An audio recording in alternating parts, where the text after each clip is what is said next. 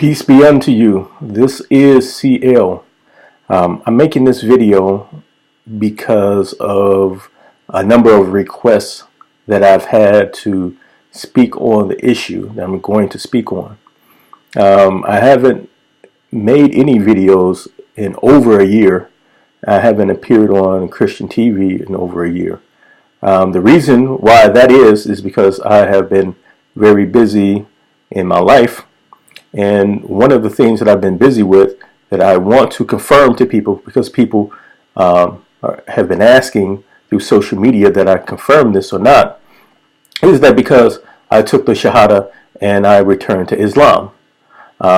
This is true. I am CL. I'm really CL. And yes, I did take the Shahada and return to Islam. I think the first thing people may ask is, well, why did you do that? A lot of people have asked me, why did I do that? I'll make another video, maybe, depending on the reaction I get from this video. Maybe I'll make another video going more in depth into some of the reasons why I did that. But I wanted to give a quick background. Being a revert Muslim, I was not born into a Muslim family, but being a revert Muslim can be very difficult. I think people know that. I don't know if people really understand how difficult it is to be a convert or revert to Islam, especially if you have been born and raised in the Western world. Because when you're born and raised in the Western world, you are indoctrinated from birth with certain concepts and ideas, and mainly Western liberalism. And Western liberalism and Islam are like water and oil. They do not go together per se. Not saying that it's impossible to be a Muslim while living in the Western world, or that they're incompatible to the point where you have this concept of a clash of civilizations. Clash meaning something violent. I mean, they contradict each other the same exact way that true Judaism and Western liberalism contradict each other. In the same way that true, real Christianity and Western liberalism contradict each other. If you're a real Christian who really believes in the Bible, you're really convicted of that, then it's hard for you to live in the Western world and practice your Christianity. Look at certain people like the Anabaptists. The Anabaptists, who are for the most part, as a group, are very devout Christians.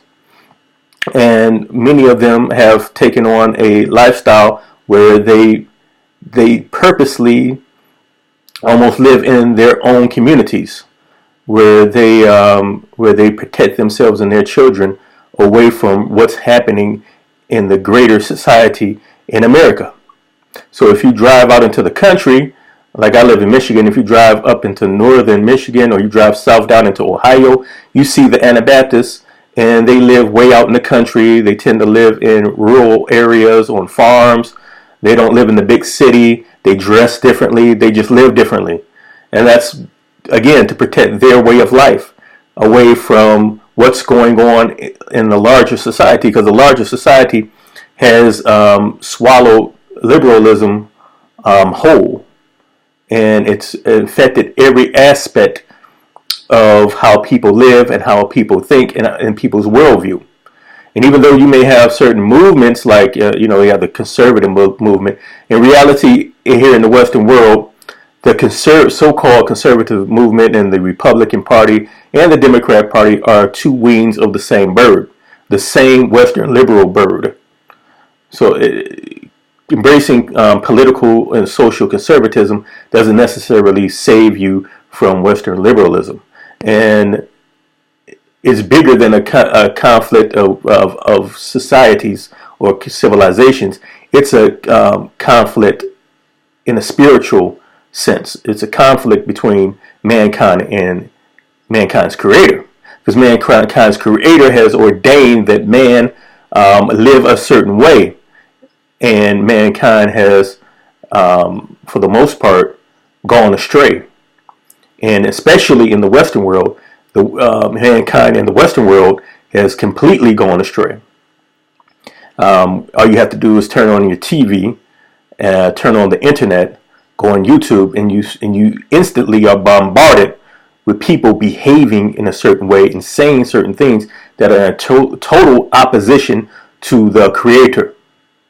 People live in a way that's in total opposition to the Creator, and that's all I'm going to say on that. So, with that said, being a convert or revert to Islam is going to be very different, especially if you had been indoctrinated in Western liberalism and the Western way of life from your birth. And when you come into Islam, there are other challenges. There's the challenge of isolation, especially if you don't have other family members who convert or revert to Islam. I am at this point in my life blessed because I have other family members who have converted or reverted to Islam. But earlier, there was a time, maybe a decade ago, where I was in isolation.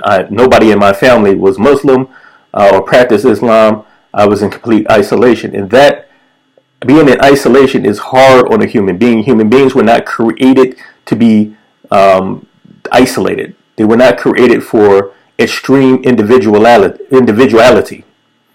Even though part of this Western civilization, this Western liberalism, breaks human down into an extreme level of being an individual, to the point where only what's good for the individual, what the individual determines what's good for himself, then that's good. How it affects other people, how it affects the family, how it affects his community, his neighbors, how it affects the greater civilization and the society and the culture, that doesn't matter. So if I want to do something and I deem it good for me, as long as it doesn't hurt anyone else directly, then it's good. But nobody takes into effect how will me doing what I believe, what I determine to be good for me, how will it affect my family? How will it affect my neighbors? How will it affect my neighborhood, my city, my culture? It can very well have a negative effect, but that doesn't factor in. Back to what I was talking about, converts and reverts. So you have a lot of converts and reverts out here who are in situations where they're very isolated, and human beings are not meant to be isolated, and that can be very hard. Then there's just trials and tribulations that you go through as a Muslim, and that you very well go through as a convert revert Muslim. You go through a lot of trials and a lot of tribulations. I can give all types of stories of different converts and reverts who went through extreme trials and extreme hard times. Is that the fault? Does that mean that Islam is faulty? That there's something wrong with Islam? No. At one time, I did believe that meant that there was something wrong with Islam. Actually, no, there's something wrong with Western liberalism. There's something wrong with Western liberalism. That's the root of the problem. And, a lot of our Christian brothers and sisters in humanity, they're very mixed up. On one hand, they want to talk about having a Christian worldview, but on the other hand, they want to embrace aspects of Western liberalism that are in total opposition to this so-called Christian worldview. And there's a lot of contradictions in that worldview, in the way that people apply the worldview among Christians, especially evangelicals. But my journey back to Islam was very slow. It was not overnight. I can honestly say it began in 2013.